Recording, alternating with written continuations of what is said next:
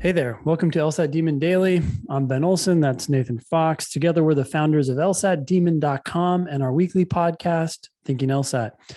This email comes from LM. Hey guys, thanks for everything you do. I began studying with the Demon about a month ago and recently broke into the mid 160s. Without the Demon and the podcast, this process would be a lot more complicated.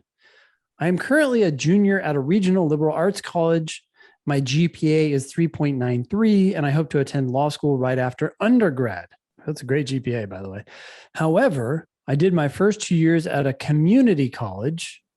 My question for you is whether law schools in the top 14 will look down on my GPA because half of my undergrad was done at community college and the other half at a little-known college.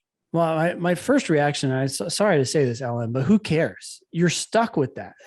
Why do you care how they're going to look at that? Is that going to change? Yeah.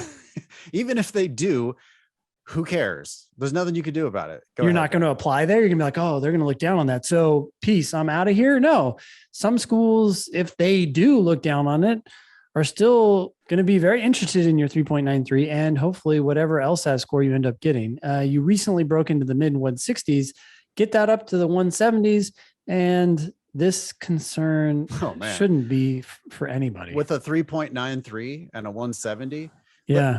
LM, one helpful thing to think about is, do they have to report your community college or your little known college? Do they report that to the world? Is it on their 509 or is it not? Yeah, it's not. If it's not on their 509, the way, if it's not on their 509, then it can't matter very much. Nope. The things that are on the 509 are some demographic data for sure. So that matters. Like race, ethnicity can matter, but age doesn't matter. Where you did your undergrad doesn't matter. None of resume stuff doesn't matter. I mean, what matters most is your LSAT and your GPA. And it's not like close. It's not like this other stuff is right on the heels of LSAT and GPA. LSAT and GPA are where it's at. You have an excellent GPA and you're on your way to a killer LSAT. And if you have those two things, none of this other shit matters at all. If the fact that the top 14 will look down on your GPA because you went to community college motivates you to get a higher LSAT score than you otherwise would have, then please believe it.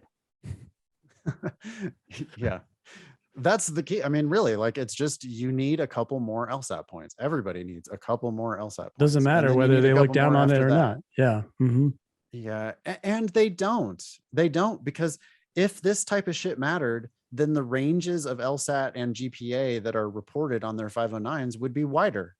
Yeah. But the ranges of LSAT and GPA that you see on literally every 509, by the way, Google ABA 509 name of school and you'll find the 509.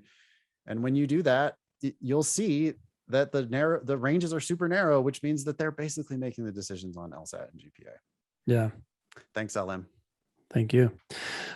Email daily@lsatdemon.com if you'd like to ask us a question or share some LSAT or law school admissions news. We love hearing from all of you. Thanks for listening.